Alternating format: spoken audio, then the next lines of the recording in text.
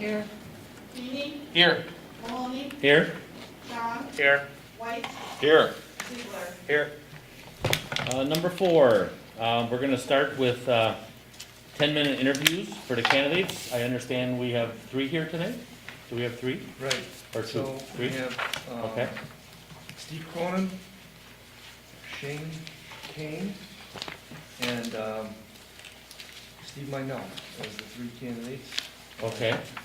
So we'll go Cronin, Kane, and Minell. In that order? That's the way I think the board had. Yep, we'll do it alphabetical by last name. So we're gonna have to ask Kane and Minell, where do we have them sequestered? I guess their preference, we can find a separate room, one of the offices or conference rooms, or we could also wait outside. Either one. And just for the question for the board here too, once someone is done interviewing, do they stay or do they leave? Well, they would have to stay in order for. They them can to get- stay? Yeah, they can Okay, stay because so once they're done, so once Steve is done, Cronin, he'll stay. And then, let's see, once, Shane is finished, then she'll stay. And then Steve will come in last, and then obviously we'll be doing everything, out in the open, so, good. Okay, Okay, so wanna find a home? where would you like to take up the team for the next? Mm-hmm. Okay, thank you. It won't be, it should be more than 10 minutes each. Right? Close? Right. We'll see.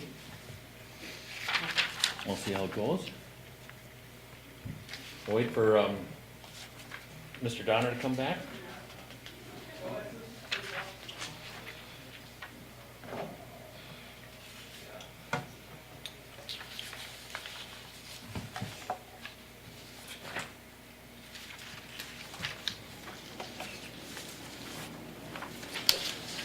Did you have something for us here to, or can we just write in the So back? or- what I gave you was a copy, a sample letter that went to each of the candidates that was Yep. sent off from the clerk, and then behind that is a. I gotcha. questions that you were- Okay.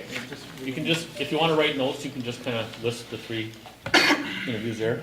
Well, first of all, I want to welcome everybody to a very rare event. This is very rare, quite rare, so I'm glad everybody's here to participate. Without any further ado, let's move ahead with our first candidate,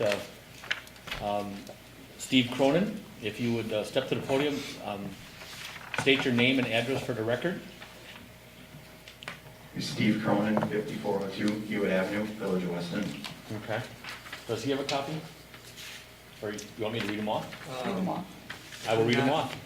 Yeah, We have 5 questions that we're going to ask all 5 of you the same, and then if you just answer them. And we only have 3 instead of 6, so I think if somebody wants to ask a question or 2, I think that would be appropriate. You might want to ask the same question then to the next 2, I think. Yes, Jim. Right? Yeah, you have to. Okay, so if you ask a question, make sure you remember that for the next 2, or 1. Well, that'd be a little odd if you're the last one. How would you get that done? Number 1, what do you like about the Village of Weston? The Village of Weston has a real good, it's a great place to live for families. It's an up and coming community. I see lots of potential here, a lot of growth coming in the future. Great place to raise a family, a lot of great assets to the village. Okay. Number 2, what do you dislike about the Village of Weston? I think sometimes there's some decisions that are made, particularly when we look at the Camp Phillips Center project. Other things of that nature fiscally, that are not made in the best interest of taxpayers. Sometimes when it comes to TIF districts, I've heard some different gripes from people in that aspect. And my hope, should you choose to appoint me to the board, is to kind of help quell some of those concerns with taxpayers and citizens of the village. Okay. Number 3, why do you want to be appointed a Village of Weston trustee? I've lived in the Wausau area my entire life. I've spent the last, I think, 9 years in the village. I call this place my home, and I've got 2 kids, 1-year-old, almost 1-year-old, 3-year-old, and I'd like to see them come up in a community that's that's a good place to live and help make it better for my family and my kids as they get older. Okay. Number 4, what is your vision for the village of Weston? My vision for the village of Weston, can you clarify that comment? I'm gonna stay right to the question. So what is your vision for the village of Weston? There's also a follow-up question under number 4. What things would you hope to achieve through the Board of Trustees? So the first one is, what is your vision for the village of Weston? And a follow-up under number 4 is, what things would you hope to achieve through the Board of Trustees? Okay. Well, my vision, obviously, I'd like to see the village grow and prosper the way that it has for the last few years. We've had some discussions on the Plan Commission in regards to the Weston Avenue corridor project. Some other projects that are up and coming, some new developments. And I'd like to just continue to see the village to grow, expand, make it a little bit better, a little bit more economically feasible for taxpayers, try to help keep taxes low, if not lower them possible. Okay. Number 5, last one, what experiences have you had that have prepared you for this position?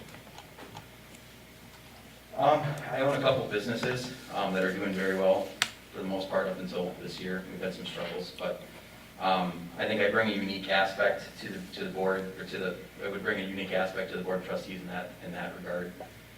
As far as being fiscally responsible, owning businesses. And, I've also got some previous experience in fire and EMS, so it's my understanding there's been some problems with SAFER, and I think I could potentially be a help with that. As far as that goes, I think that was pretty much what I had to say. Okay, just want to guide everybody that if you're going to have a last question here, or a follow-up, to ask it again for the next 2. The only question I have, and it's not so much for, but Keith, would this be a conflict because he does contract with the village?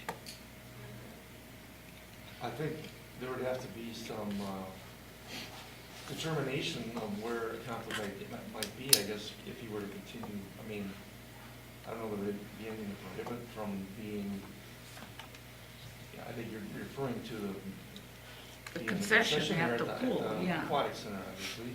There'd have to be some, I suppose, some determination of whether that's even appropriate, depending on what may happen with a possible appointment. I don't know that that would be a reason to either approve or deny, any eligibility. I understand that the contract is actually expired this year anyway. I think we have 1 more year left on our contract.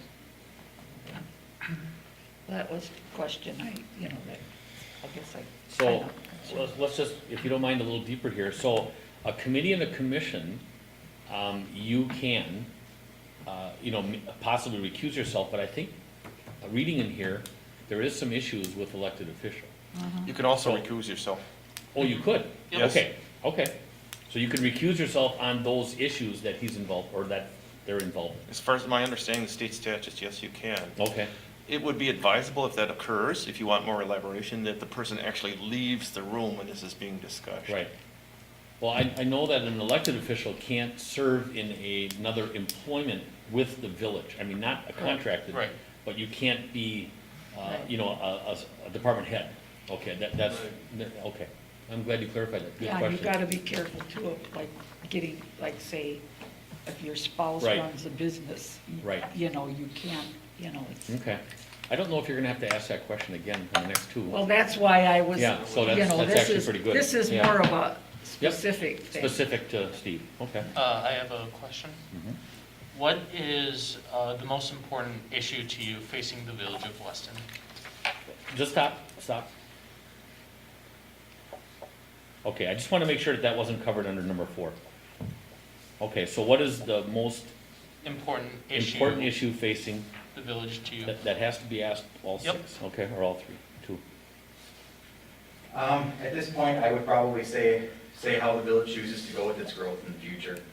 Again, particularly when we look at the Weston Avenue corridor project and things of that nature. I know we, as a planning commission member, We had some citizens come in that wanted to be heard, and there was a lot of concerns that needed to be handled there, and I think if we're gonna take on a project of that size, we need to make sure that everybody's on the same page, and that includes not just, the governing body, citizens as well. Okay. Hearing no more, thank you, Steve. You can retire to the audience. Chop, chop. Okay. Mhm. They're both in the, And Shane King, Shanking. Shane King, okay. Thank you. Nope, no worries. Shane, you can just step up to the podium. You can bring your stuff with you if you want, either way. And at first, we'd just like to have you state your name and address for the record. Sheng Kang, Okay, 6907 Laura Lee Lane, Weston, Wisconsin, 54476. okay, thank you. We're gonna ask you, there was 5 questions, but now we've added a 6th. And I'm just gonna read them off to you, and you can answer them. And there may be a follow-up question. If there is, then we're gonna have to try to do that for the last one too. Okay. What do you like, number 1, what do you like about the village of Weston? So, what do I like about the village of Weston? I'll be honest, I just moved back here in March. Prior to that, I lived in Wausau for the last 15 years. I did graduate from the DC Everest High School, so I am somewhat familiar with here. But just, I didn't live too far from the Weston village, but during that time, I kept a close eye on the economic development here in Weston, and I was, being that I'm very conscious about the quality of life and healthcare in general, I was very impressed with the development of the walking path right by the high school there, the little overpass, the skywalk there. That's something that I admire. Aside from that, I do admire the Mullen Bay Trail, where families can go out there and just enjoy nature. Okay. Number 2, what do you dislike about the village of Weston? What I dislike about the village of Weston is how far away everything is. You have your the area over by Target, Pick and Save, and then you have the you have everything out to it's too dispersed, and so there's really nothing in between the two. So hopefully in the next 5 to 10 years, there's more development between the space between residential and commercial properties. Okay. Number 3, why do you want to be appointed a Village of Weston trustee? I am interested in this position because I feel it's important to give a voice to the young parents, the working parents, the young professional, the women of color, and specifically to the young parents, because the average age for the Village of Weston residents is 35, 36 there, and I'm right around there, and so I am concerned about, not that there's any concern right now, but I would like to give an input for the things that are happening in the Village of Weston here. Okay. Number 4, it's a 2-part question. What is your vision for the Village of Weston? And I'm going to read them both at the same time, but you can go to the first one first. And then what things would you hope to achieve through the Board of Trustees? So the first one again is, what is your vision for the Village of Weston? Going back to what I dislike about the Village of Weston, I would like to see more economic development and fair affordable housing. And then lastly, I did see some notes in the agenda about the sidewalks, and I think that's very important. Again, being that I'm a young parent, I have children, it is important that there is a safe space and designated space for pedestrians or children or people to walk on safely. Okay. And then, if that didn't cover it all, but what things would you hope to achieve? Yes, I would say, if you want to say more about that, the second part was what things would you hope to achieve through the Board of Trustees, but you kind of covered, Okay. but I don't want to put those words in your mouth. I believe that first response Okay. answered that too. Okay. Number 5, what experiences have you had that have prepared you for this position? So, my experience for this position comes from the volunteerism that I've done in the past. I've been in some committees board in the past. Not just that, but I have a bachelor's in healthcare administration. I worked in retail, I worked in nonprofits, I worked in private sector before, so I would be able to offer a more holistic approach and perspective to the decisions that impact the community. Okay. The last one that was added is, what is your most important issue for the Village of Weston that you'll work on, or just? What's the most, or what do you think is the most important issue facing the Village of Weston? Okay, thank you.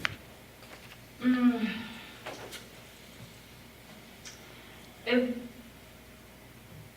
is public transportation and access to public transportation. I worked for a staffing agency in the past, and that was one barrier to the employees becoming more self-sufficient and earning income and moving forward with their lives.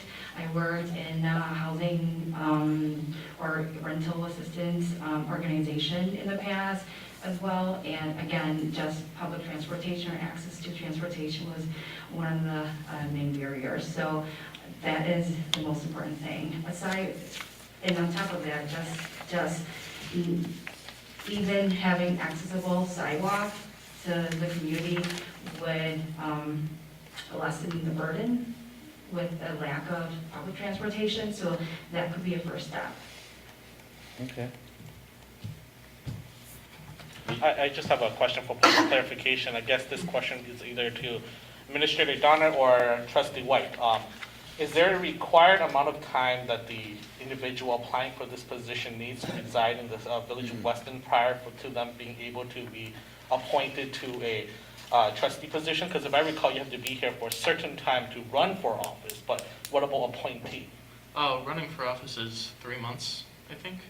I'm not sure, it's, generally, the state looks at it, if you move and you have established a resident, you're a resident. Right. Okay. So if she wanted to sign somebody's nomination papers, she lived across the street from me and only been here one day, she can sign. She could. Now, on the point though, E, that you had with running, actual taking papers out, that actually is at the end of the year. So you'd have to be in here, that whole 4 months before the election. I think that's why it says that. Okay. Because you have to have your papers in by the 31st of December. The prior year, It's like January. 3rd. or January 3rd, I mean, very close to 4 months. Okay. I just wanted that clarified. Yep, okay. Thank you. You Thank can you. stay in the audience here.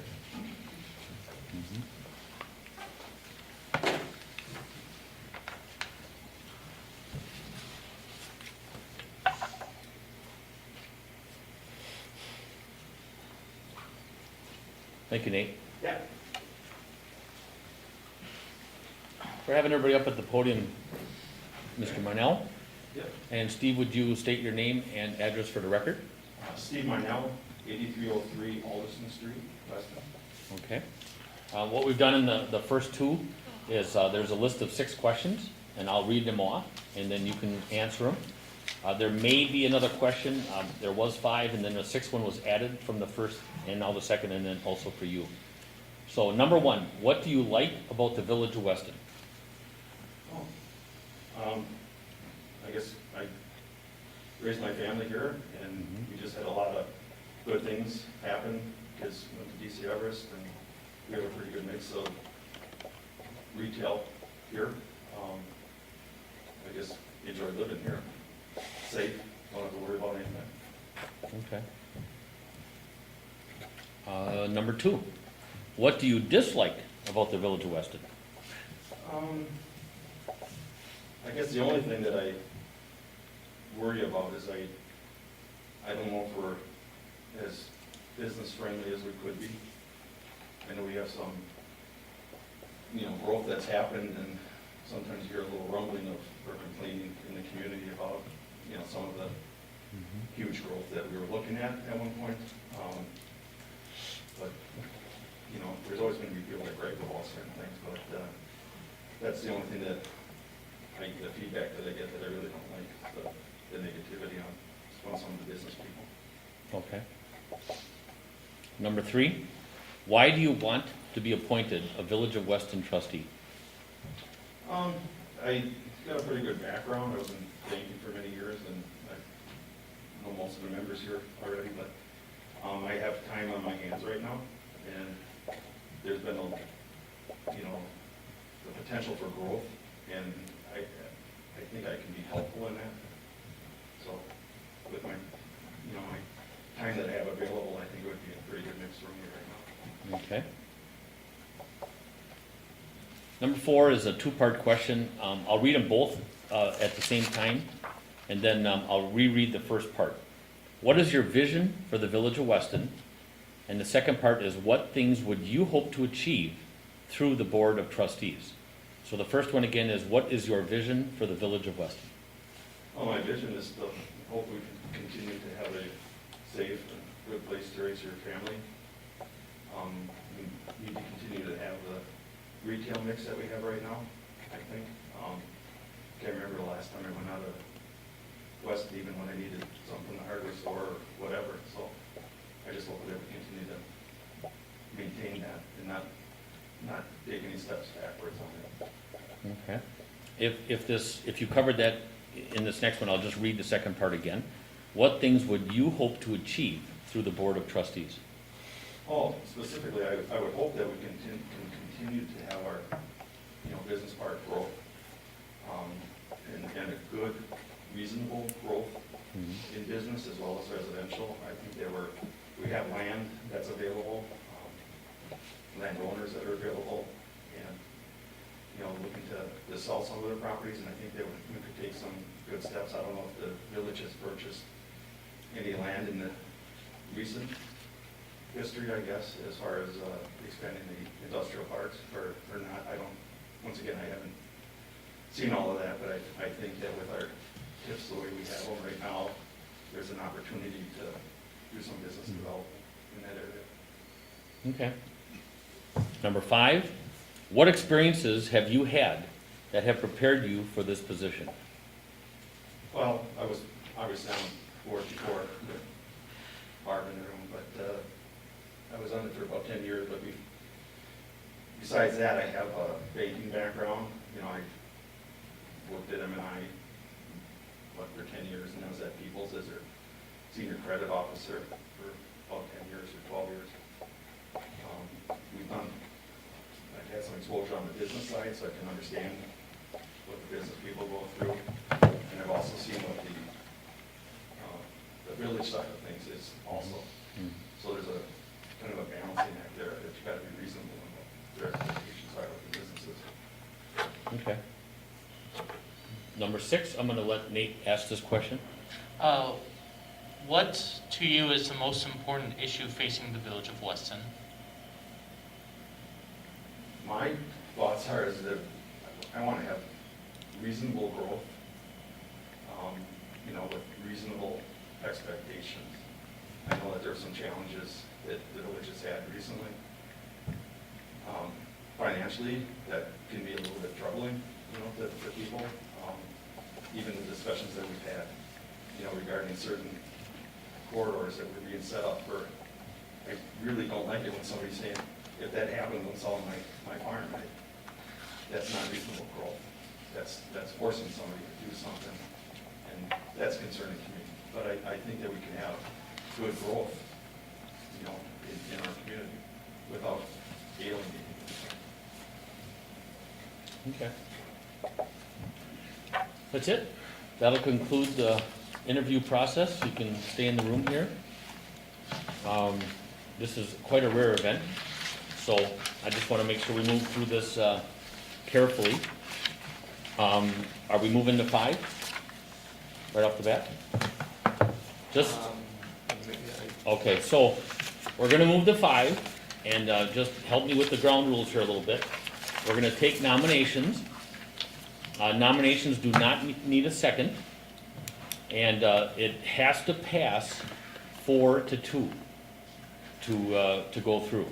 After this, if a 4-2 happens, a 3-3 does not happen, obviously a 2-4 it doesn't either, but if we have a 4-2 on one of these 3 candidates, then we will continue the rest of the, well, we'll do an oath of office, and that candidate will stay the rest of the evening and partake in tonight's meeting.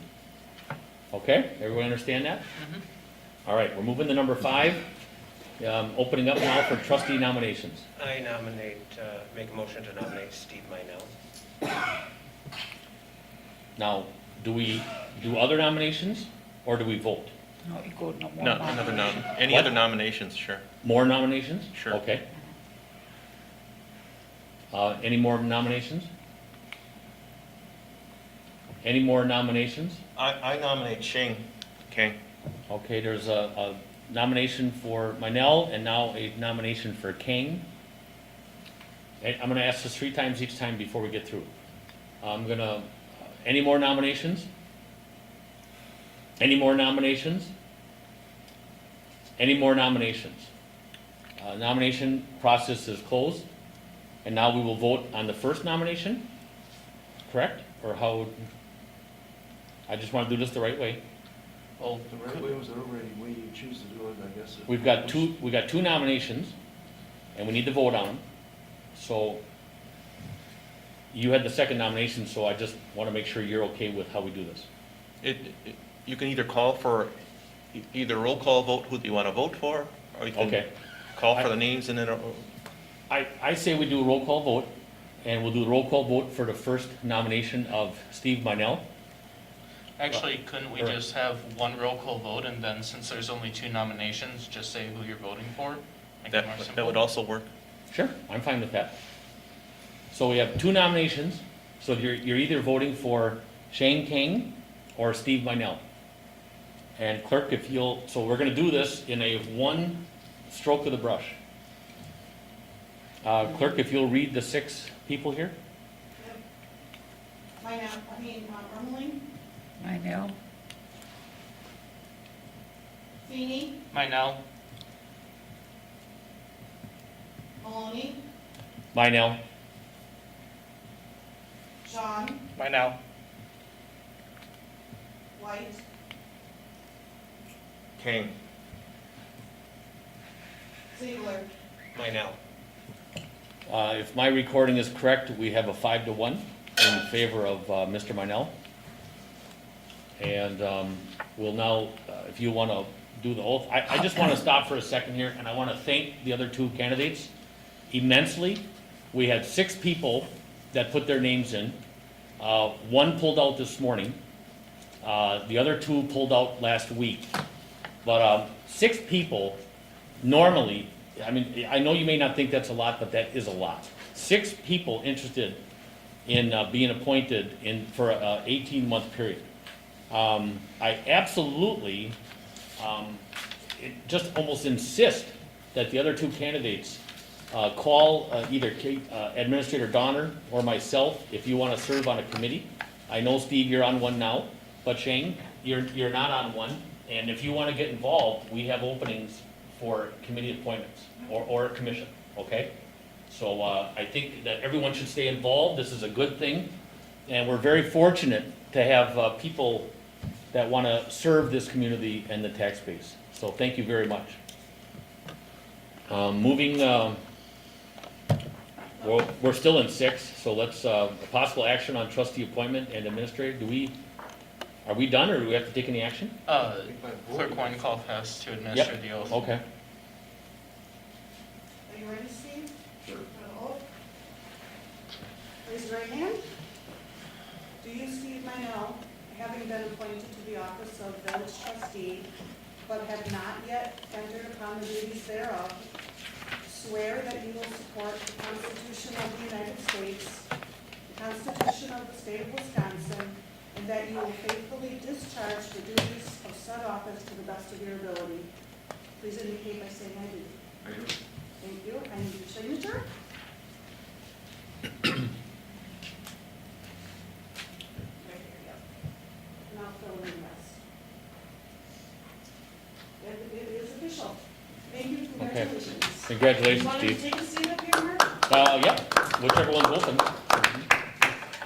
Welcome back, Steve. Yeah.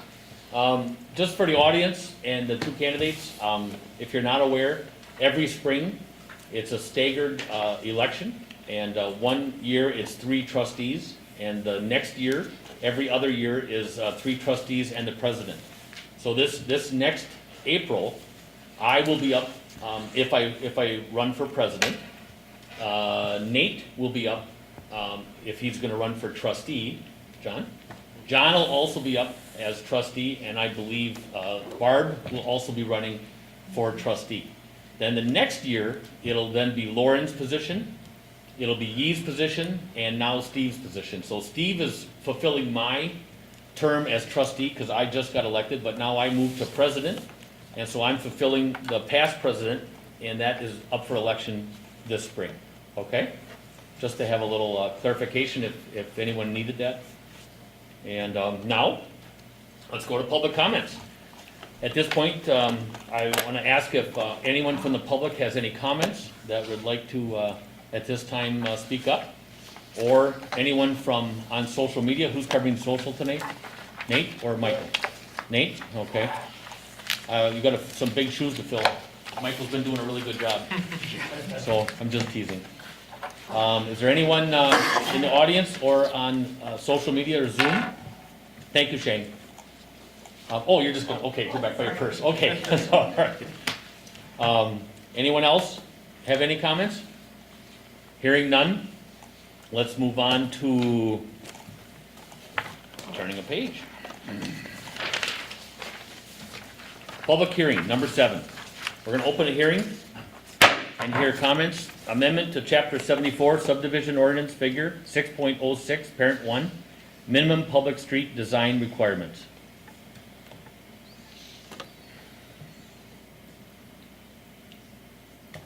Is this a, I'm not sure if Jennifer's on the line. Is she? Yep. I don't know if she's, I know she was not able to be in the office today. Are you able to give any background on this, Jennifer, or do you need Mike or I to take care of this? Maybe she's muted. She is muted. Jennifer, can you hear us? Can you unmute? I can hear you, but I don't know if you're gonna be able to hear me. You are loud and clear. On my phone, so I'm not sure. You're very loud and clear. You want to handle this amendment to Chapter 74 Subdivision Ordinance?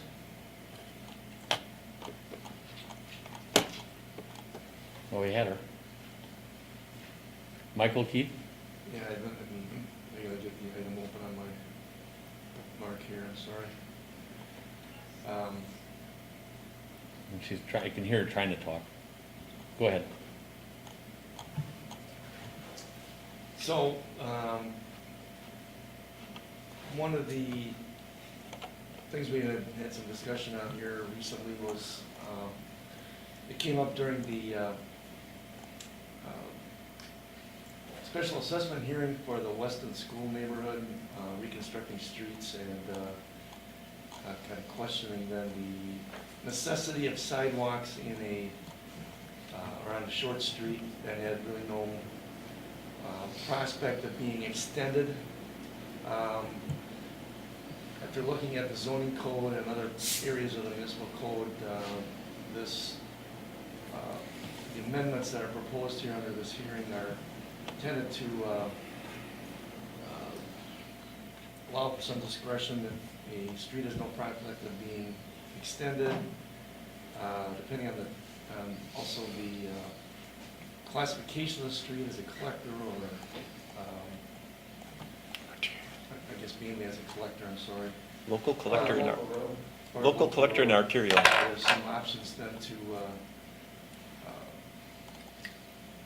provide for pedestrian accommodations in those areas. And Michael, if you want to get more of the details, I guess feel free here.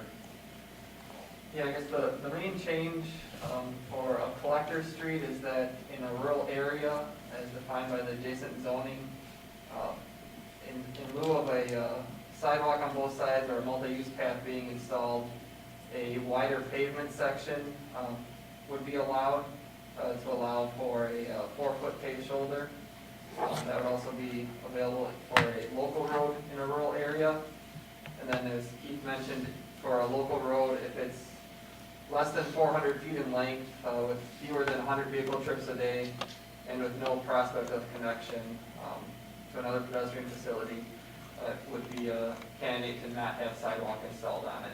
So this would be for all new roads, either installed in the village or reconstructed in the village. Okay.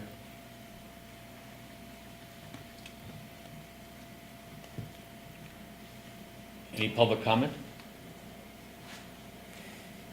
Any public comment? Any public comment? Hearing none. We're going to close this public hearing. Number 8, acknowledge resolution number 2020 PC-002, a resolution recommending adoption of the amendment to Chapter 74 subdivision ordinance figure 6.06 parent 1, minimum public street design requirements. I'll move to acknowledge the resolution 2020 PC-002 as adopted by the Plan Commission. Second. We have a motion to acknowledge by trustee White, seconded by trustee Feeney. On any discussion? I just have a question in regards to this. Is this going to have any impact on the, I know that you said that this resolution was brought up as a discussion on the renovations or the changes to the West Elementary School there. Is this resolution going to impact that at all currently at this stage? It will impact the east neighborhood because that's where it came up with those cul-de-sacs. Just those 4 houses or 3 houses to a cul-de-sac is impacted. All the rest will have sidewalks. Okay. It's just that. Okay. Just wanted clarification. Yep. Barb? Yeah, I guess I like this in that we've had subdivisions built that are in such dire need of sidewalks. I mean, it just, I think it was just short-sightedness that, we didn't require it all along. Really. I mean, nobody likes sidewalks. Yep. Trustee White? I have a question for Mr. Wodolski. This particular project, the sidewalks were not going to be assessed against the property owners. Correct. No. The one that brought this all about. So, and it's my understanding the policy, or whatever we want to call it, is that the village is installing sidewalks in future projects, except for new subdivisions. Correct. Correct. So I'm concerned that we will automatically not put streets or sidewalks in where perhaps there's a group of homeowners that want it. Well, I think in this one, it came up with the cul-de-sac. Right. That's what visually never actually seeing a sidewalk on a cul-de-sac. I think you're right. If it's 7, 8, 9 homes, then I think that might be doable. I think, what do you have, an actual footage, Michael? It's 400 feet. It's 400 400. feet. Okay. It's based on 400 feet, 100 vehicle trips a day, according to the Institute of Transportation Engineers. So a single-family home, they say generates 11 trips a day. So if you have, 11 houses on there, that'd be 110 trips a day. So that wouldn't work. And then I guess the language is also that it may, so sidewalks may be waived. So it's not an automatic done deal. It'd still be a decision that the board can make. Right. So if, the residents on that street really want the sidewalk, we still put them. So I have a question for both Michael and perhaps anybody else is curious to chime in. In the past, it's always been, I don't want to pay for sidewalks, was the main factor in not wanting sidewalks. I don't want to pay for them in front of my house. Do you foresee, or have you seen where when people find out that they're not paying for it? Well, essentially they are through their property taxes. Yeah. But it's spread among many pocketbooks. People still don't like the fact that No. they have to shovel. They have to shovel Shovel it, it. yeah. Oh, God. If you talk about Sternberg They still. still would rather have it Sternberg on the other still side. doesn't want their sidewalks, and they got them. Good exercise for old Yep. folks like me. Well, that's, you know, anyway, so that is another point of Okay. contention, yeah, Thank you. okay. We have a motion, a first and a second. No more, hearing no more discussion, all those in favor say aye. Aye. Opposed? So carried. Number 9, discussion and action on ordinance number 20-011, an ordinance to amend figure 6.06, parent 1, minimum public street design requirements of chapter 74 subdivision regulations. So moved. Moved by Yi, second by Feeny. On the question. Hearing none, all those in favor say aye. Aye. Opposed? So carried. Minutes from previous meeting, number 10, 8/3/2020, Board of Trustees. Motion to approve. Second. Motion to approve by Yi, No, trustee Ziegler. by Ziegler, second by Yi. Anything on the discussion? Discussion by White? I found a typo in the notes, and I did give it to the clerk, so. Okay. No, it's not. Was that when you spelled my name with a B? Okay, good. Ooh, Thank you. another Baloney, okay, sorry. Oh. Just a small attempted humor, a small attempted humor, I'm sorry, all right. Barb, did you have something else or no? No. No, okay. Any more on the discussion? Hearing none, all those in favor say aye. Aye. Opposed? So carried. Reports, minutes from boards, committees, and commissions. We have a report at number 14, finance. Or, excuse me, we have the chief here. Chief, did you want to speak? I see you have a report. Yeah, Am I to understand that the blue is current and the black ones in black print, there is no report? So in this instance, I saw a report here from Everest Metro. That's down under the next. Reports from You departments. are correct. Okay, I'm learning as I go. Chief, You want me to speak? you want to do it the last, the We're next one? doing Okay. boards and minutes. So let's just It's our go, minutes We gotta right do our now. minutes. yep, you're right. I'm sorry. So 14, 18, and 21. Move to acknowledge. Move to Second. acknowledge by Yi, second by, was it Barb? Okay. Anything on the discussion? Yes. Are those all three of Discussion by those? Are all three of those? Yes. Okay. Thank you. All right, thank you. I should have noted that. I stand corrected. Anything on the discussion? Hearing none, all those in favor say aye. Aye. Opposed? So carried. Reports from from departments. Number 23, administrator. So I don't know that, I'm not gonna steal Sean's thunder, but everybody does know that we made the decision to close the aquatic center a week early. We were just having loss in operating expenses throughout the season. But I guess despite that, I think there was a number of people, and a lot of people in the community that were appreciative of us being able to be open. We just received an email late this afternoon about that, and of course, it wasn't possible without Sean's hard work and getting a plan together along with the YMCA staff. And I guess as far as that goes, the plan relative to the COVID-19 situation, really, we did not have any incidents, and with all the physical distancing provisions and social distance monitoring, as you will, as it were. Certainly, it was an unusual season. Talked with the YMCA director, executive director last week, and they have agreed to reduce our fee by $5,000 of the management fee this year. So That's nice. I think, again, being an unusual season, we wouldn't have been able to do it without their assistance. Of course, we went into this season thinking it was going to start out normally, and it never was. But anyway, I'm sure Sean will have some commentary on that later. We are kind of starting up our, getting our public relations material ready, and with respect to the progress on the municipal facility design. The remodeling project has begun over at the public safety building. One thing we encountered, and I know we need to address probably as a board, perhaps on a policy, we've had a number of local service organizations that have been keeping trailers over there with equipment and such, and a couple of sheds, and I don't know that we really should be providing that space. It does kind of interfere with our operation. We don't have unlimited space either, so probably something we'll want to take a position on as a board eventually here, but we are trying to get those things moved off of the site, and hopefully they're coming back right now. On the ATC power line relocation, we've been trying to make efforts actually much better than scrap price locally. They have located a company that would purchase these extra poles and then find other homes for them later, but it's much less than what, if ATC can sell them directly, so, what I'm planning to do is just have ATC rebate the rest of the money that's been deposited. However the poles work out here, as time goes by, you know, we'll again try to minimize any loss there, but we're gonna be refunded anywhere between $2,080,000 and $2,180,000 on the $2.5 million contract we have with them, so there is some. And then the poles are There's some just, hit being the taken. poles are in question. Pole is, that's depending on how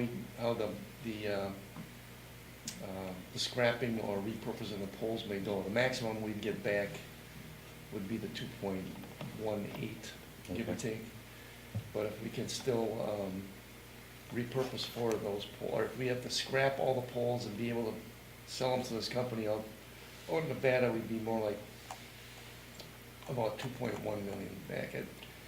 You know, there's a little bit of a swing there. I just want to let the board know what that was, and so there's no misconception, I guess, about what may be happening there. Good. I think there's a couple of items later on the agenda that we'll be covering, so unless you have other questions for me, I think that's all I have. Any other questions for the administrator? No, but I do have a remark. I just want to thank Administrator Donner for getting a lot of our signs translated in Hmong. You know, that's greatly appreciated. I think that's very helpful during this whole pandemic and moving forward as well too. So I do acknowledge that and thank you. Thank him for the initiatives and implementations. Mm-hmm. Good. Probably more of thanks to the clerk and her team, and also to Public Works on getting some of those communications out as well. And Mm-hmm.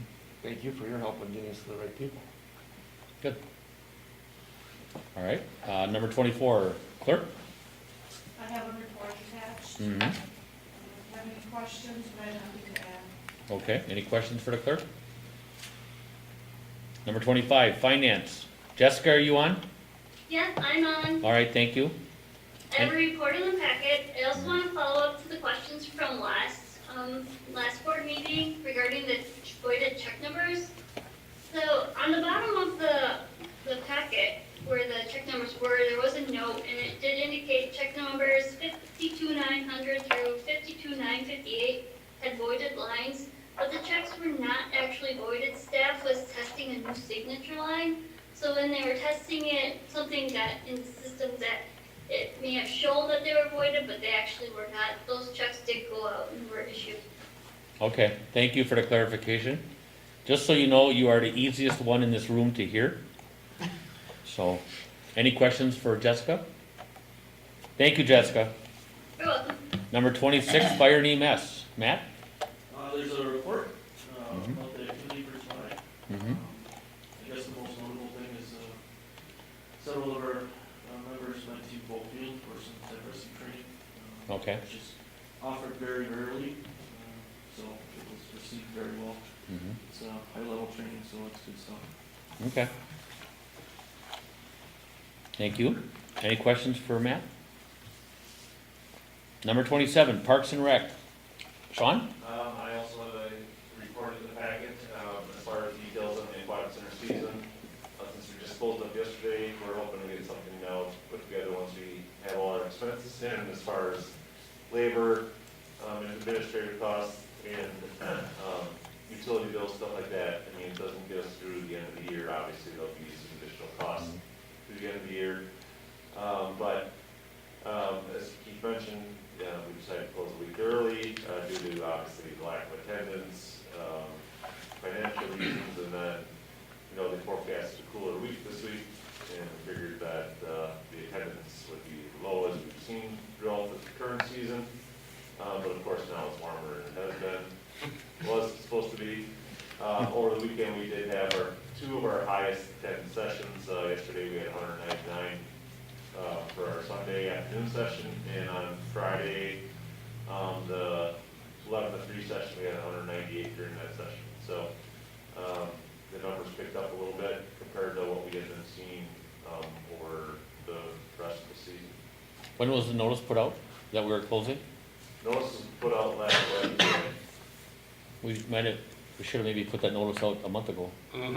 You know, and got everybody excited. I gotta tell you, you know, yes, we received a letter this afternoon, but I heard a lot of nice verbal comments, you know, so I thank you very much for your entire team. I know Nate had a lot to do with it. Everyone involved in the whole experience. I know it was really rough for a lot of us to decide how to do it. I think we were very cautious, and, you know, we tried. So I thought it went pretty decent, so thank you all. I just want to concur with President Maloney's remarks, and I guess I want to thank Director Osterbrink, along with your team, for going and beyond making sure that everybody was safe during this whole pandemic, but at the same time, also allowing them a place to, I guess, relax a little, I should say. So I do want to commend your team for that as well. Yep.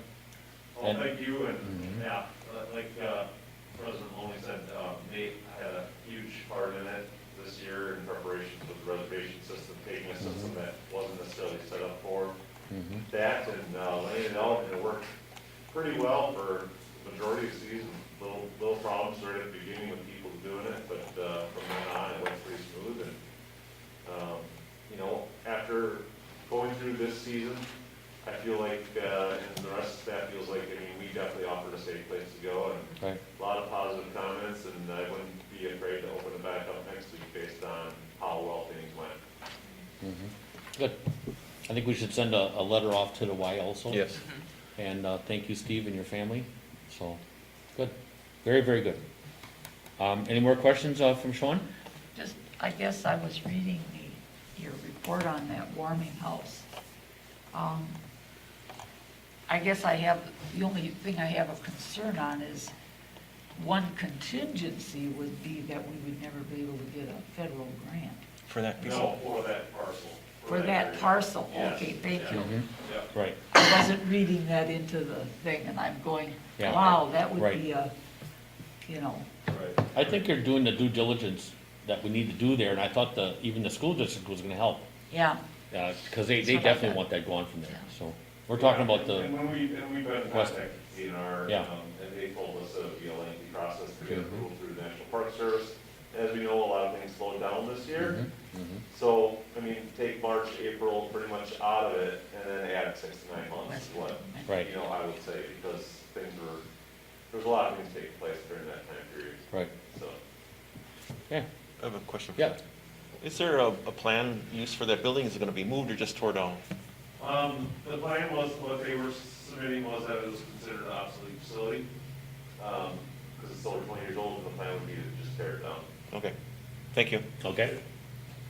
Here tomorrow, we go to number 28, planning and development. Do we have you back, Jen? I'm here now. Can Woo. you hear me? Yes, we can hear you good. Quit moving around. I'm on a computer instead. Okay, good. Do you have anything to add? I have my report. I just wanted to verify that you guys adopted the ordinance. It sounded to me that you skipped right over it. So Nope. I just wanted to make sure that you actually took a motion on the ordinance for the subdivision. Yes, we did, and it passed unanimously. Okay, all right. Okay, Thank you. you're welcome. Any questions for Director Higgins? Hearing none, thank you, Jennifer. Great. You're welcome. 29, Chief? I just have a couple things to add. As you notice, there's a different format for the reporting. We're in year 3 of our Superion, which is our records management and CAD system, and we're still navigating through all those good. capabilities. Thanks. So some of that is streamlining with what the officers do. It generates the reports strictly from what the officers type. We are at full staff currently. Our 2 new hires are in field training. As Administrator Donner said, the safety building, they have started construction. We're very excited about that. Looking forward to that being completed. And I think one thing that we've been working on for the last several months is looking at different vendors for body cams. Mhm. So I want to convene joint finance committee soon. There's money in restricted confiscated fund that can cover at least the starting of implementing them. So Okay. I'm excited to get that going, especially in today's day and age. So, other than that, if you have any questions, I'm happy to Okay. answer. Any questions for the chief?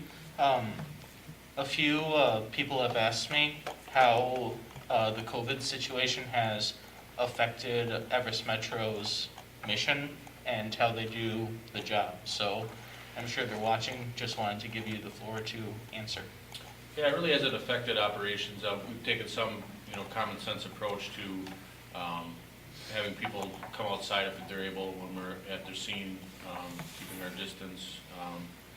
Really though, day-to-day activity, we're people service-oriented business, if you will, and we have to have contact with the public. So I think our traffic numbers are down, just because, you don't want to have that many contacts. But I think other than traffic and some of the self-initiated activity, it really hasn't affected us. Okay. Thank you. Good.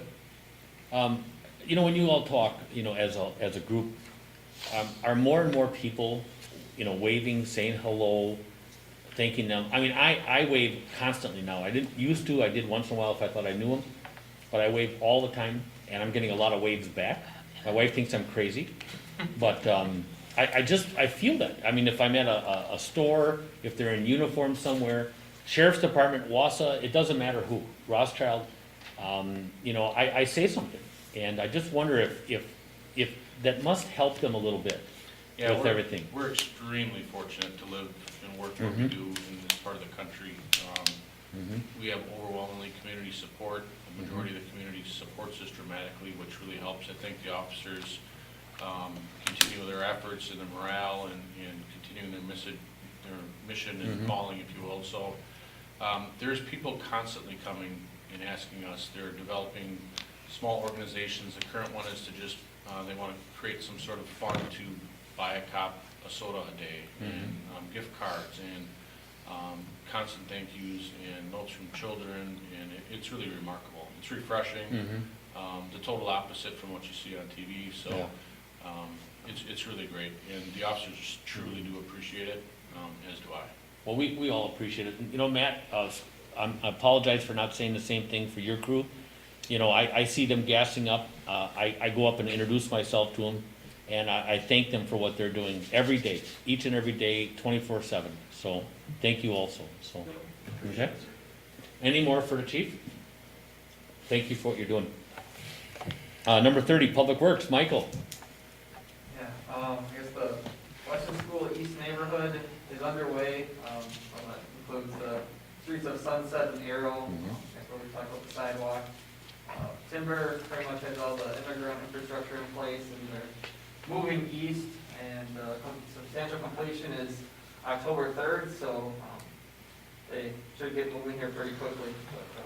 But I figure about 2 to 3 weeks per road, and then pavement following after that. The Schofield Avenue work is probably about halfway done. I guess probably another week and a half, 2 weeks before those concrete repairs are finished up. Looking at where they're at financially, budget-wise, we have some room to move east of X and try to get some of these areas between Von Pennell and maybe even towards Mesker done. So just trying to keep an eye on where they're at and where the budget is, but I guess as much of the concrete work we can get taken care of in one swoop, the better, because the traffic control is one of the main costs. So once we have a contractor here, it's nice to be able to capture more areas than initially planned. And last week we had several pieces of equipment auctioned off, and surprisingly we had a couple plow trucks and a skid steer get a lot more money than we thought. So we ended up getting about $31,000 more than initially planned with our equipment sales. So I think it's just kind of maybe a good thing that our mechanics, our staff, we do a good job keeping good care of our equipment. So people pay a fairly good price for equipment that's 20 plus years old. Good. Oh, and then one other thing, the DOT, I talked with them last week about Business 51, and that project was let for bids last week Tuesday, and they're still planning on a late September, early October mill and repave on Business 51. Oh, good. Somebody asked me about that the That's other big day. stuff, and I said, yeah. I didn't Well, know. Schofield Avenue right now, it's almost a twice daily event of watching what they've coned off and are changing. But they're working pretty quick. I can't imagine this neighborhood over here by Weston. That is, I don't know if they're going through backyards to get out of there or what. Oh, I live there, so I go. Oh my through. gosh. Oh my gosh. Woo. Mr. President, I just have a question for, Yes. I guess the question here is, the money that's made from obviously selling these equipment, does it go back to the Public Works Department's budget then? Is that how it works, or do we have a fund that it goes back to? It goes back into the capital improvement fund, correct, Jessica? Jessica, you were, It yep. it goes into the CIP fund, so it can be used in the future to reduce the amount of debt that we borrow, or if there's any emergency needs that we would be able to fund it. I guess the only reason why I was asking, because as mentioned, the Public Works Department does a very good job in maintaining their equipment. And the reason why we're able to get this much amount of money for the amount of equipment we're using is because of the, of how our staff here, especially the Public Works Department, how well they take care of those equipment. So I guess I was just kind of curious as to a way that we can make sure that portion of that money that's sold obviously goes back into reinvesting back into the Public Works Department. So just a thought and just a comment and just putting that on the table. Yep, good job, thank you. Same thing with Safer, as they sell product, items, especially heavy equipment, it goes back into the CIP too, so. Okay. Any more on, from Michael? Let's moving on to 31, Nate? No report, but you wanna add anything? I have nothing to add, I'll report the next week. Okay. All right, any questions for Nate? Work product transmittals, number 32, July building permits. Move to acknowledge? Motion by Feeny, I'll set, second by Ermeling. On the discussion? Hearing none, all those in favor say aye. aye. Opposed? So carried. Number 33, July budget status report. A motion to acknowledge. Motion to acknowledge by Ermeling, Second. second by Ziegler. On the discussion? Hearing none, all those in favor say aye. Aye. Aye. Opposed? So carried. Consent agenda. 34 through 37.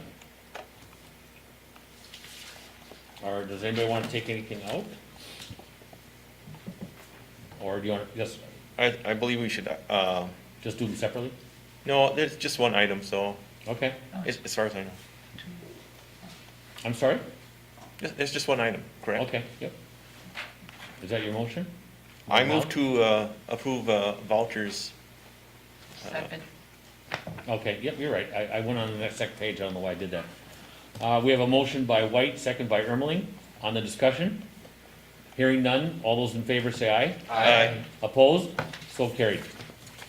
Number 37, ordinances. Ordinance number 20-012, an ordinance to amend Article 2, Village Board, Section 2.207, regular meetings. This consists of meeting on the third Monday of the month and eliminating the first Monday of the month for the Village Board.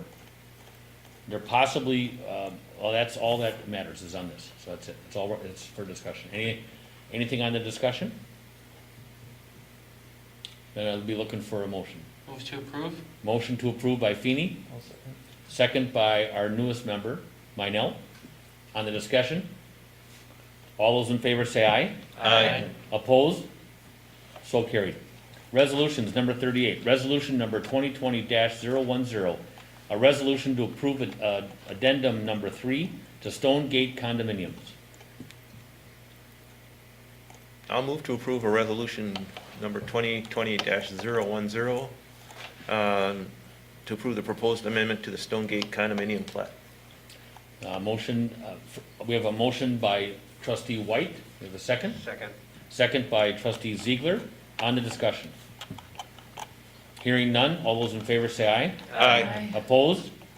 So carried. 39, We have resolution number 2020-011, a resolution to acknowledge discharge of Liz Pendens on property in the southwest one quarter of the southeast one quarter of section 23, town T28N R8E on Zinser Street. This came up at our closing last Thursday, and if Administrator Donner wants to talk about it a little bit more, we had something pending that we found out the day of the closing, and that was still laying out there. Keith, you want to take over? Yeah, I guess, I probably could have done this a different way, but I guess in terms of kind of laying out the chronology here of what happened. If you recall, I guess this goes back to 2003 when the village was reconstructing Zinser Street from Weston, from Highway 29 to Weston Avenue. And then also working with the developer on construction of Service Lane. We were attempting at one time to obtain a stormwater drainage easement to the pond, commonly known as the Mishuda Pond at the time. The property east of Zinser was owned by Cliff Mishuda. So the village began the process of acquiring the easement through eminent domain. Eventually that process stalled and then the village withdrew.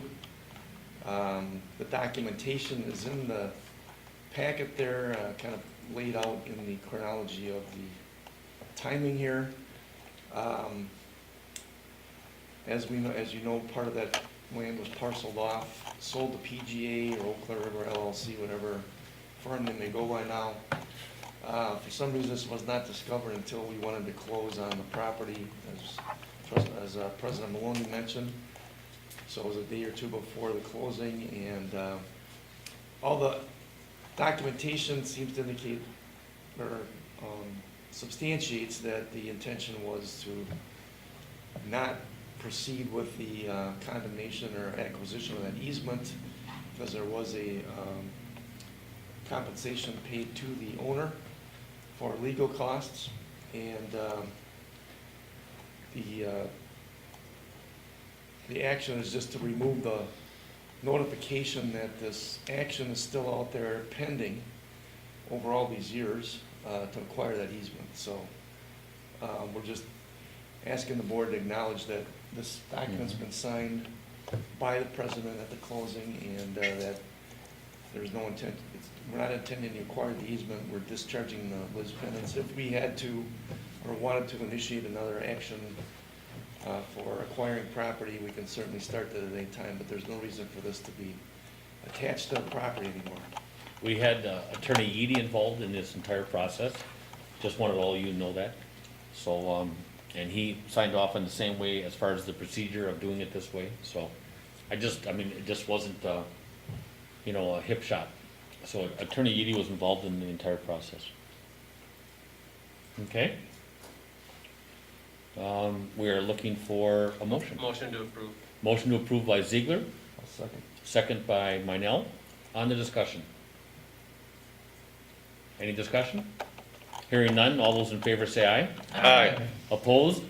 So carried. 40, new business, number 40, award wayfinding sign contract. This would be to Finishing Touch Signs of Rothschild, and for the contract price of, I don't have it in front of me here. It was low bid. $68,368. Thank you. Looking for a motion? I'll move to approve the bid from Finishing Touch at $68,368 to be paid with the Village of Weston room tax. I'll second. We have a motion by White and a second by Zong. On the discussion. I guess if I recall correctly, the CVB is supposed to have money as well, that was supposed to help us pay for this as well. Have we began those discussions, and are they going to be contributing to help pay for this? Because if I'm reading this correctly, the $68,000 is the whole project, if I'm understanding this correct. Is that correct? That would be all coming out of our room tax? The source of this is when the village was not participating or a member in the CVB for a short time, the money that would otherwise have gone to the CVB was retained by the village. So that money is what's being proposed to be used here. I believe the amount is, the amount in that fund is around $100,000. Jessica, you can correct me or inform us as what the correct balance in No, that fund is? That's It's 150. correct. The funds in the account that were reserved by the Tourism Commission for the signs is over $100,000. So Okay. there will be money left over after this purchase. I don't think that eliminates the possibility of CVB contributing towards this project and/or future projects. That's what I was saying. I guess I know we still have money left, but that's a huge chunk of the money as well too. So I guess I would just like to see, obviously to be fiscally conservative or responsible. Is there a way that we can talk, obviously, continue those discussions with the CVB in order for us to get a portion of that paid as well, so that we don't have to use $68,000 from our road tax funds? I think we want to, the other issue though is that we can't retain these funds forever, so we Right. really do need to use them for some Right. kind of a tourism-related purpose. Right. So This definitely qualifies. that was the Mhm. intent, I guess, in terms of using those funds for this project. Okay. So we have a motion and a second. Any more on the discussion? All those in favor say aye. Aye. Opposed? No. We have one no, and motion approved. 41, changes to committee appointments. You have in your packet some suggestions, and if we want to just kind of review them, the vice chair will be nominated and voted on by this body. Community Development Authority, I am proposing Minell to be the vice chair with Lauren White as chair. Let's see, Commissioner Weeds is gonna go to Minell. Rats. It's Yep, I gotta be the pulled, shortest weed commissioner. I pulled term in Lauren history. off of there, I think that is a record, so there's probably a parting gift on that. Everest, 10 years ago. so yeah, if you look at all the yellow, it's the most. So Everest Metro Joint Finance, I'm proposing to add Nate Feeney. Let's see, Finance Committee, new appointment would be Minell, under Barb Ermeling as chair. Going back on the top on the right side, replacing Wally with myself as president on the Metropolitan Planning Organization. Park and Rec stays the same. Planning Commission, I'm adding Lauren White to fulfill Wally Sparks' position, and that also has Steve Minell on now as a trustee. We are, in the League of Municipalities, it states that we need to have up to 3 citizen lay people on the Planning Commission. This leaves us with 4, and I think this is okay, so that's why I wanted Lauren back on that committee. I didn't know what the outcome would be tonight, but since Minell he would stay on there, but now be moved to a trustee position. Public Works remains the same. Safer, Lauren White has already been added, that's why it's not yellow. Tourism is the same, and Zoning Board of Appeals, we have a vacant one. Human Resources, we may have a vacancy there, but we're gonna just give that a little bit of time to see how that pans out. So why don't we move on this first, or do you want to go through nominations for vice chair first? How does the board want to handle this? I guess I'm looking here. It says, the way it's worded, it says changes to committee appointments. It doesn't say necessarily appointment of the vice president. Is that what you're asking for? No, I want the whole board to decide this. We're under some uncharted times a little bit.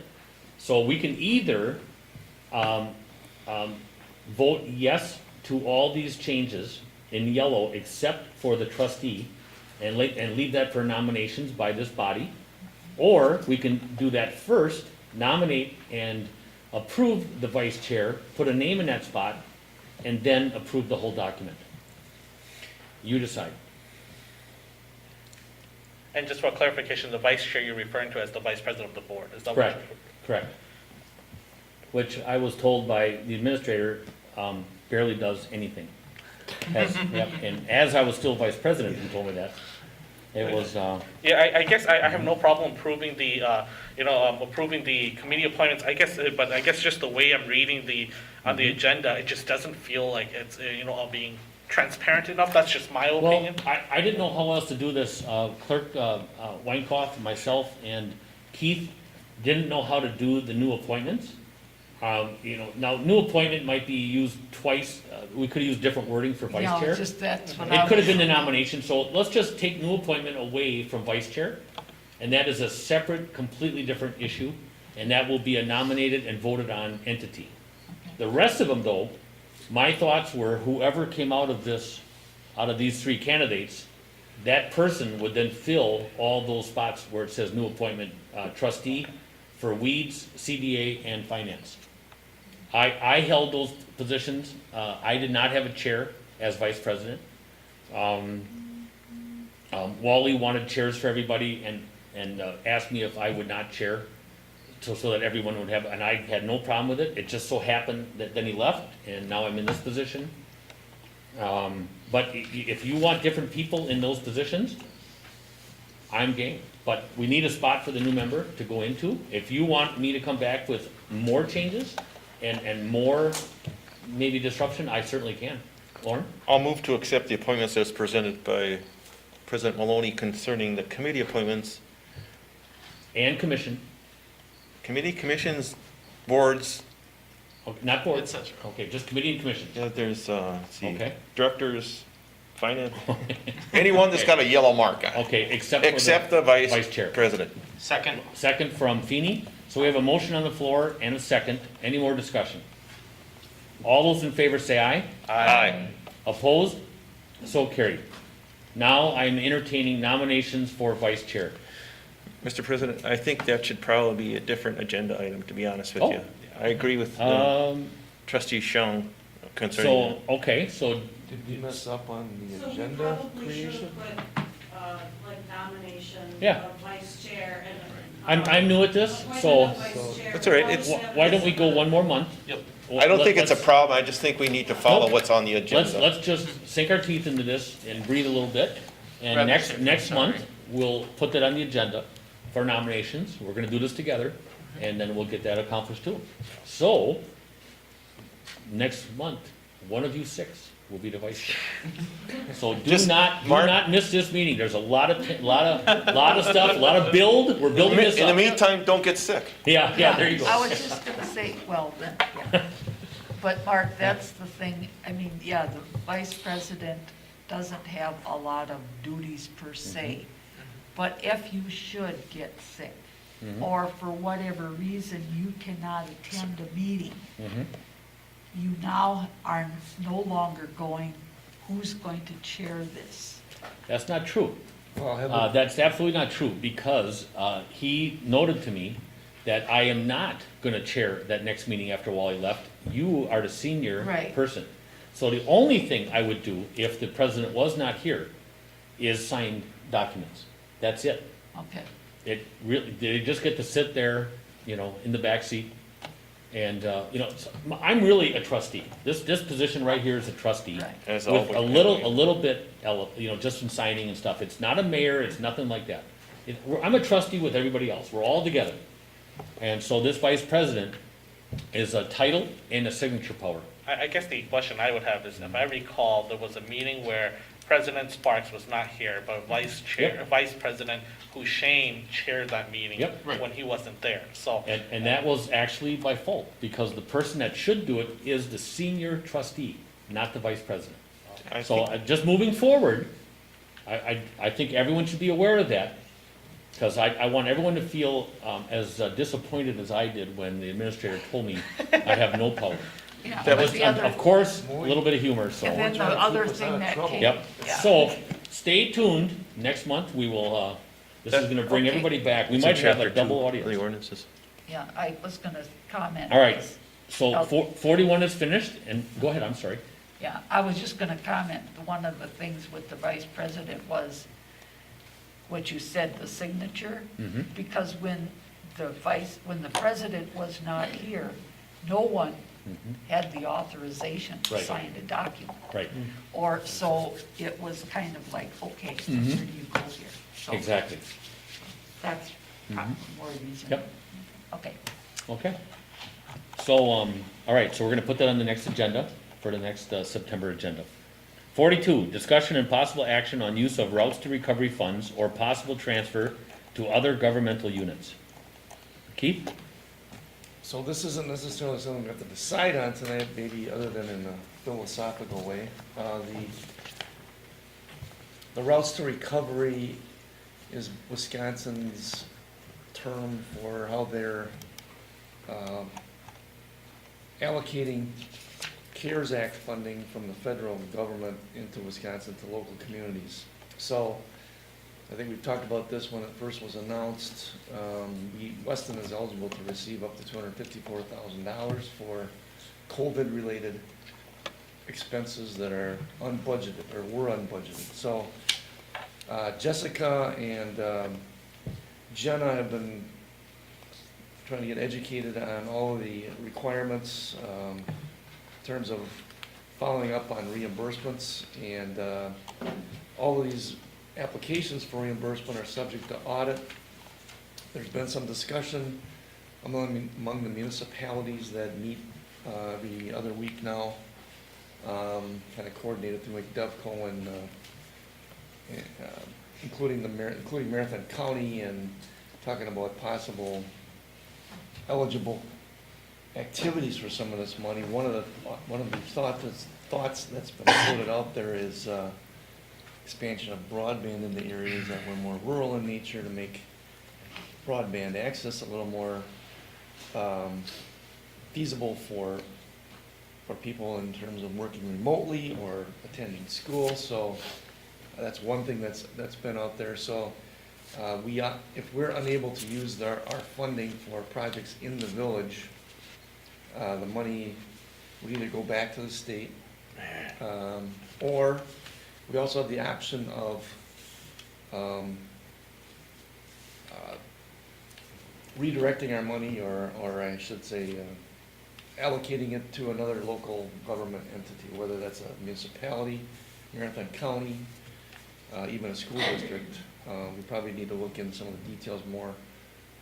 But just, I guess, philosophically, I don't know what the board's position is on that. We'd certainly look into details and probably more discussion at the next meeting. We are getting ready to make our first submittal for expense reimbursement, which, if all of this would be eligible, would total about $100,000. That would include some of the work done at the Aquatic Center for keeping that facility safe and cleaning it in between sessions and so forth. And then a lot of the work that's been done for elections in terms of cleaning and some of the personal protective equipment that's had to be purchased there. So otherwise, unless we have, our regular wages generally don't qualify unless they're specifically for cleaning or public health related activities. Overtime, though, that's resulting from COVID-19 is something that would have been eligible regardless, I guess. Any we kind don't have of a lot of that. Any kind of to help employees work from home, that could be used, right? Correct. This front vestibule could be used. Right. We And have our costs in there. total number, I think, is what, 158 or 100? What? I'm sorry? What was the total number in this category? 254,000. 254. So I think what the question is if our village is not able to use it, we would, instead of sending it back to the state, would we not want a local neighbor or school district to be able to use it? And I think for me, it would be a yes. Lauren? I thought about this. I'm in favor of transferring the excess funds to eligible local units, i.e. Right. the school Right. district, because the school district is a big part of the village of Weston. And, or our partner, the town of Weston. I know they're struggling with rural broadband access. But I think I'm a little concerned about giving it to the county. I happen to be on the county board when they approved the broadband plan. And as far as I know, they have financing in place, and there's an access fee that you're going to pay whether you participate or not. So they have a plan in place to finance it. In fact, they're going to install TDS in my house next week. And I'm still gonna pay that access fee to the county on top of my broadband fee. So I think they have enough money for that project. They may have needs for other COVID-19 expenses that they had. But I would much prefer to have the school district and our partner, mostly our partner, in the town of Weston participate. If they didn't get any funds, I don't know if they got any or not. I think we'd all We got agree, some the minimal amount that locality of, the localness of it all. Yeah. I think, if we were able to help out a neighbor, school district, like Lauren said, I think we'd all, I don't know if we have to make a decision tonight, but I. No, we don't. or- But we certainly can too, so. But if you have it sounds like your priority would be because I know we might have some eligible area for the TDS stuff down in the southeast part of the village, maybe? I don't know, we'll have to check into that. I mean, I think, I'm taking it, your next priority may be the school district. They did help us out during the right, they did. cleaning and stuff here, so. Oh, immensely. That's what I And was they- gonna They helped the EMPD, yes, very much so. Not only that, the way that school is going to be opening up, Or not. has Or not, has a yeah. decision been made or not yet? From my understanding, there is a plan that's in place.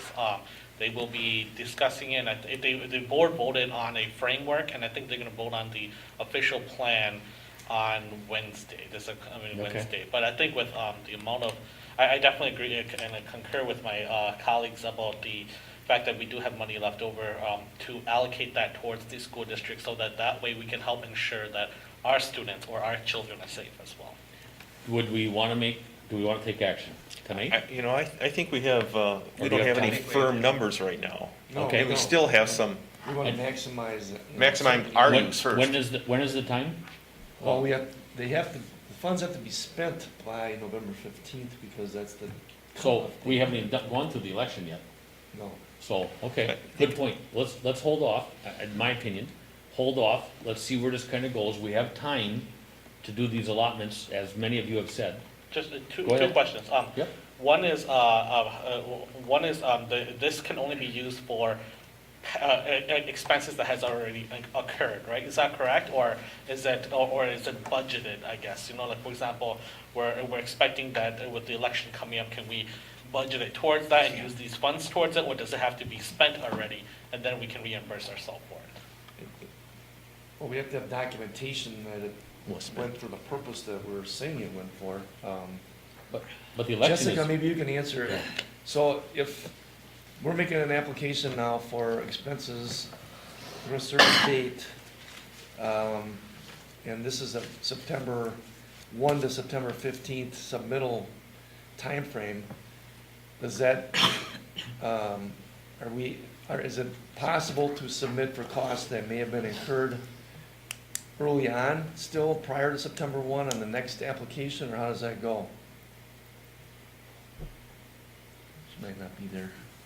Oh, so you could submit for expenses that have been incurred, that's the way that it's worded, so for the September submittal, we will only be submitting expenses that we have incurred since March 1st, I think it was.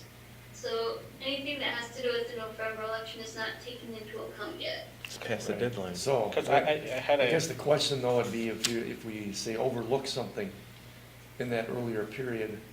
Yes, you can resubmit it. Okay. You have up to that final submittal to submit all your expenditures. The follow-up I had is, the deadline is November 15th, am I understanding this correct? Is our board meeting gonna be prior to that so that we can decide to allocate the remaining money, or are we gonna meet after You that? have to actually decide prior to that, because if you think about it, the schools under the same timeline, they're gonna have to know that they'll have these funds to spend. So then, would it hurt for us to make a decision tonight? I guess just for point of clarification here. we probably have up to the third week of October. Yeah. So we actually have 2 more meetings to kinda let this settle. We need to get a sense of what the Yeah. amount may be from our end. So the- Find out, Trustee Minell? Yeah, does the school system, if that gets our surplus or whatever, but are they eligible for getting it directly besides? Also, yes. Right. Everyone We has have their other own programs funds. that quite Yeah. sure that they're working. Right. Is there any other entities that we maybe aren't thinking of, such as a child care center or anything like that in our community that could benefit for I think some they of have to be, they have to meet certain have to be eligibility eligible, requirements. Well, that's what I'm saying, but is there any other entities that maybe are maxing out what they're able to do right now from a financial standpoint? I don't think it's, I think from my interpretation, it sounds like governmental entity, schools, municipalities, counties, cities. By the way, the meeting in November is the 16th, Okay. Oh, we missed it by one day. would be a Okay. day. And it's- So, hold off a bit, everybody Yeah, agree? sure. I think we should, I think that we'll gather more information and decide what to do. Okay? 43, Fedorsky Development Agreement. Looking for a motion? Move to approve? Motion by Feeny, second by I'll second. White. I have a question. On discussion, trustee White? Yes, sir. In reading through the specs and everything, I know it talks about curb gutter and all this other stuff. And does this, I'm sure it does, but I just wanted to ask, does this comply with the village's complete street policy? In particular, I'm concerned about the underground utilities, media, underground cable. We always talked in plan commission about making sure there was conduits placed for companies to run their wires through so we didn't have to dig up streets again. Does that project include that? If you're talking about the on-site work here, that's all private, so this is not. Well, I'm talking about the stuff that's in the street. Yeah, so we don't have a dig once policy. Boy, that would be a great policy to have. Yeah. With all when Schofield Avenue went in and I saw patches weeks afterwards, I almost fainted. Yeah, I guess the Marathon County Planning Organization, MPO, has been looking at creating a dig once policy, and the biggest roadblock we've found is that if we install conduit, the service providers are going to say, that's great that you have conduit there, but I'm gonna put my own in anyways, and you can't force me to use yours. Right. Because Wow. they want ownership of Wow. it. So that's but there are ways where you could say, hey, we're repaving this road, we're reconstructing this street. I think it's Eau Claire County, they have a moratorium, so within 3 years of any road that's been repaved, they do not give out any excavation permits on new roads. And then the cost of the permit starts high and it gets lower based on how long the road's been in place. And there's exceptions for, emergency services where all of a sudden there's a gas main that gets, nicked or something like that has an issue. But, that's definitely something we can look at. But I believe TDS is through that area, Charter's through that area already. So I'm not sure there'd be anybody else even So- looking to go in. but- So getting back to trustee White's question is, are we up to snuff? What was that? Are we up to snuff to trustee White's question? Yeah, the project includes a multi-use path to meet our sidewalk requirements. I guess every other way it meets it, just not necessarily the private telecom provider. Yeah, I have another question, Mr. Chairman. Yep. I know we've talked in the past in Plan Commission about whether we needed flag curves or multiple curves. Does this project include multiple curves? It's it's the kind of the flat shoulder. curve. Okay, right. Yep. Okay, thank you. Director Wodolski, could you get an ordinance like that in front of the Public Works Committee in the next couple months? Yeah, like I said, I know MPO, kind of right before COVID started, everybody was trying to work on having a similar ordinance, Uniform. Wausau area wide, so that everybody was similar, so, I know last week the MPO meeting was canceled, so I guess we can look and see where that's at for the September meeting, Okay, but, yeah. thank you. All right, we have a motion and a second. Any more on the question? All those in favor say aye. Aye. Opposed? So carried. Number 44, award Callan Avenue Sewer and Water Extension Contract. I'll move to award the Callan Avenue Sewer and Water Extension Construction Contract to Krutze Construction at the cost of $264,264.64. A lot of 64s in there. Yeah. Motion by trustee White, Second. second by trustee Ziegler. On the question? Hearing none, all those in favor say aye. Aye. Opposed? So carried. 45, REI Construction Services Agreement for Sidorsky Callan Avenue Project. Oh, I was gonna read some more, but that was it. I should have put my tone down, sorry. REI Construction Services Agreement for Sidorsky Callan Avenue Project. There you go. Okay, I guess I'll make a motion to approve the proposal of REI for construction services for the Callan-Swiderski utility extensions for the price of $23,500. Motion made by trustee Ermeling, second by Minell. On the question. All those in favor say aye. Aye. Opposed? So carried. 46, award the frontage road and Evergreen Street utility improvement and construction contract.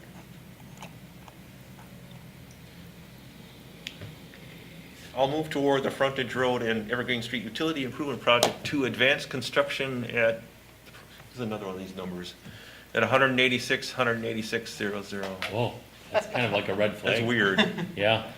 We have a motion on the floor by trustee White, Second. second by Feeney this time. On the discussion. It's back and forth, back and forth. We'll see who wins at the end. Any discussion on this? Hearing none, all those in favor say aye. Aye. Opposed? So carried. Number 47, construction services agreement with MyTech Services for the Frontage Road and Evergreen Street Utility Improvement Project. Move to approve the proposal from MI Tech Services for the estimated price of $30,500. Second. Motion by Feeney, second by Ziegler. On the discussion. Hearing none, all those in favor say aye. Aye. Opposed? So carried. 48, Class B beer and liquor license for Weston Soccer LLC. Move to approve. Move to approve by Zong, Second. second by Feeney.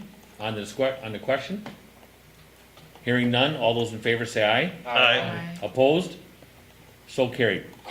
49, handbook for elected and appointed officials. I'm just gonna speak a little bit. This is something that Lauren has worked on, and apparently, I understand, still keeps updated. Yes. And, it's, what I understand is we kind of operate under the Roberts Rules of Order, okay? Yet, we have actually not officially adopted it, but yet we do. And we actually refer to it once in a while, but we have never adopted it. This, 30, how many pages, 31? Are you talking about the chapter 10, the? Well, what are we talking about? Yeah, The There's a- totality of it. yeah, it's like 31 pages, right? Oh, you're talking, there's a chapter from it. Your definition would be this thing. Yes, I got it right here. So. Regardless, If it's you wanna- not nearly as thick as the Roberts Rules of Order. Right, so Mhm. there's one chapter that deals with parliamentary, or rules of order. Mhm. And it doesn't adopt any one of the official language. It takes from 4 different sources that Robert's Rules of Order, Standard Parliamentary Procedures by Alice Sturgis, the Wisconsin Legislature. And one of the problems with blindly adopting a Rules of Order by the book, if anybody's ever read Robert's Rules of Order, 742 pages. There's a lot of stuff in there that doesn't apply to us and is contrary to state statute. So this was something I put together through those 4 sources to kind of guide everyone about. I'm not an expert. I don't have a degree in parliamentary procedure, but I've been working on this for almost 3 years. But it tells, there's a lot of things in all those parliamentary procedures that get so seldom used that, it's to help guide you. And that's, but the whole manual, the intent was to have everyone at least read it first before, not take action, because there's so much stuff in here. It's too much to take all at once. I think the good objective would be to adopt some sort of rules of order. And I would suggest not adopting it by ordinance if it goes that far, because it's much more difficult to change an ordinance than, well, this is a new update for our manual. I learned a lot from it. In fact, to be honest with you, there is a new version of Robert's Rules of Order. It's coming out in September. I have it on order. I can't wait. Oh, my God. Yeah, I just want to make a comment that the county does the same thing as well. They have I don't want to call it playbook, but in a sense it really is, where they review it every 2 years here, where they want to make sure that you can obviously, that people are able to know what their roles are, so I would be supportive as well, but on a contingency of having a rules and review committee to review this yearly or or every 2 years, just to make sure it's. I agree, but it also was the intent to have this vetted by council in case we're not, so that we're not on contrary to Wisconsin's open records and open meeting laws, because whatever we set up, if we set up something that's contrary to that, granted, it would cost attorney fees, but I can tell you it doesn't cause a problem until you have litigation involving something that you've done. If we claim to adopt Robert's Rules of Order, you got to know them all. And to be quite honest, there's just way too many, and there's a bunch of stuff that doesn't apply. And Zhang's been involved in that, and the county did a good job of doing that. And I'm willing to put in the work, and I have. In fact, I just updated it the other day for the change in the town board, village board meetings to the third Tuesday in the month. Third Monday in the month, yes. So that's how current the. And another thing I would comment is the fact that when I first came onto the village board, and I remember asking Administrator Guild about the process of how to bring a resolution or something up to the table here, and there was really no clear answer. So by having something like this, it would clearly outline what action can be done, where it's supposed to go, etc. from there. So just a thought, and just putting that on the table as well. Okay. Yeah, Barb? Yeah, I guess I felt this is something we should have had quite some, I know Lauren has worked on it. We, as a board, we had talked to the prior board, we had talked about it. And like you said, if somebody new coming in or somebody wants to ask a question, there's nothing. I mean, you're going through statutes, you're trying to, and you can even interpret statutes if you want. So I just think it would be nice to have something that someone can pick up, look at, read it, and it's not like chiseled in stone. It's something, it's a fluid working document, and if we find something that isn't working, change it. The other issue too is that a lot of these chapters came from the employee handbook. So they mirror a lot of what the employees are being asked to do, or their guidelines. So that's where a lot of it came from. The chapters that aren't specifically related to Robert's Rules of Order or what powers lie with this body here. So that was the intent. I'd like to just make a few comments. I was part of the nay side 2.5 years ago. Very loud, I would also admit. And to this day, I still feel that more structure and more guidelines, I think there's enough out there. I just do. And it doesn't just pertain to this one item. It pertains to other items, I think, that planning and different ones too. But this position is not going to let this not come before this board. This board is going to make this decision. I would really be happy if the 6 of you would make the decision. I tend, and Lauren knows this, I've had quite a few conversations, not quite a few, but some, and I just feel it's all out there. But in talking to staff, I'm not going to name them, some staff definitely want this on board. Some staff feel a little closer to how I feel, and maybe some other ones. But it belongs at this level, it belongs with you to decide. And then the only other question or statement is that, Lauren, you now author this and you author it from home?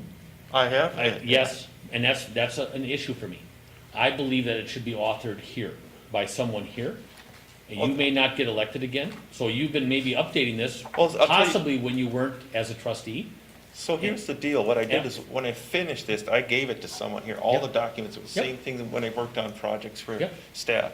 They have it. After that, if they want me to fix something, they send it to me.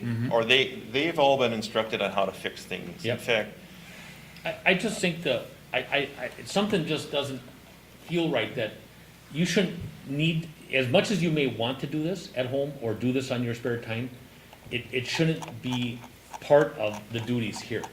And I just think the ownership of this then should be the village if we adopt the rules. Well, that was the plan. And then if we want Lauren as a body, if this body wants him to help fluid, make it more fluid and change it as we need it, then so be it. I think the board also deserves to know how much, if Matt Eady's firm looks at it, how much that may cost. It's a pretty adopt. good sized document. Yeah, do you have any kind of estimate on numbers? Okay. That was not. So I just wanted to say my piece, but mostly I wanted it put on this agenda for all of us to decide together. Dee? I definitely agree, President Maloney. And I think that's one of the reasons, that was one of the reasons why I strongly recommend to have a rules and review committee that would be able to look at this document and really, in a sense here, make changes to it if necessary, and then have staff work on it if needed to be here, rather than have an individual do it. I agree with most everybody here. I don't think it's gonna be a major change at all, if any, to how we do our business. I really don't. I've read it, I've actually read it several times. Not the best reading, but, a lot of it ain't, but I have, I've gotten through a lot of it. I also did the League of Municipalities too, and, it belongs here, so. You're saying to take on chapters, that's the one part I disagree. I think we take it on or we don't take it on, period. And we Okay. don't go through chapters. I Well- don't think it's gonna be that big of a difference if we adopt this, and, Well, So- I thought that if there's anything in any one of the chapters that's quite a task for this body to go through. Almost as bad as writing it is reading it. And well, there- would you rather than have us all get a copy and then bring it back up in September? for a I vote? can provide that to Sherry, everything that's up to date, all the chapters, everything. And then she can distribute them. Would you And I'll please? be out of it unless you want me to fix something. Is that all, is everyone in agreement to that? Sure. And you're okay with waiting another month, Lauren? Sure. Okay. Everybody okay with this? Sherry, would you be able to give me a paper copy of it as well? I'd just like to be able to write on it. Same here. Thank you. Yeah, same here. I Me have too, a Sherry. tendency Take not Yeah. to. 2 days. I have a for printer at tendency to home. lose interest on computer. Yeah, Yeah, yeah. I like to write on it. I hate reading Okay. on phones or anything. Give me Okay. a Can't see phone. the print first off on a phone. So, that's 49. That's good. I'm glad we had that far. Remarks from trustees. Our newest trustee? Okay, no. Nothing? Welcome aboard. Mr. Feeney, trustee Feeney? Um, Well, Oh. thank you. John? No, I'm sorry. Go ahead. I'm sorry. Elections are coming, in case anyone's been living under a rock, so be prepared. And if you're worried about any potential delays with the post office, Sherry, can someone just come and drop it off in our overnight drop-off box? Yep. Okay. Yep. So do that instead. You can We even, may need to, I don't know if our Dropbox is big enough. I was gonna say, We're having these conversations this morning, and they're kind of ongoing right at the moment. Right. I think you came Because out this the last last time. May election was I said ballots. she came out, I think I got it from It my wife. filled up. last time. We were out there every hour getting ballots. I Would believe you, it. I mean, is it, my next question on that is it also secure enough? Just a That's a statement, good question. just a We'll statement. have to take a look at that, yeah, we do. Okay. Do we put a mail slot in the brick and have it just drop into the front foyer? Who knows? So. Just we all, it's a good point. Yep. And also, if anyone's struggling to find someone to witness their ballot, I will happily do that in a socially distanced, safe manner. got a 6-foot-long pencil? More or less, yeah. Okay, trustee Ziegler, Nothing. trustee Zone, None from me. Ermling, trustee Ermling, trustee White. Yes, I have, actually 2 things. I want to thank President Maloney for bringing up this handbook issue.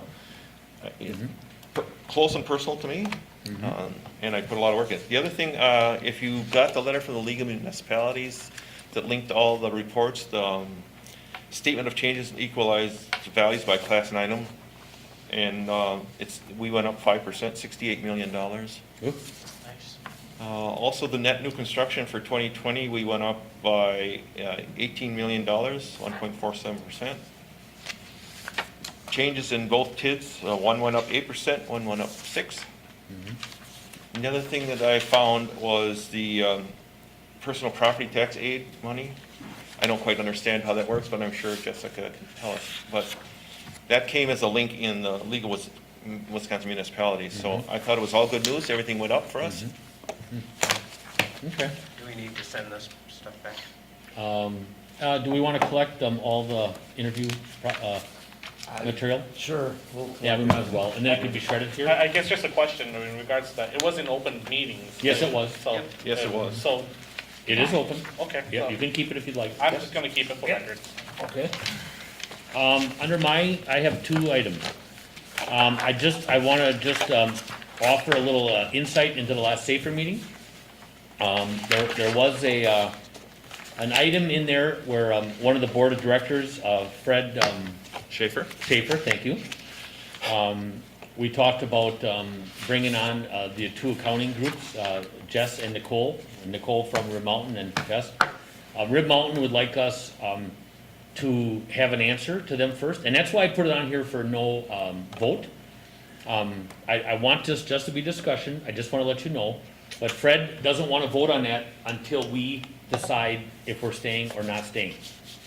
I kind of brought up, geez, it should be a nice thought that if we could agree on this, because we certainly want to do that, and it'd be kind of like a little counseling, but little jest.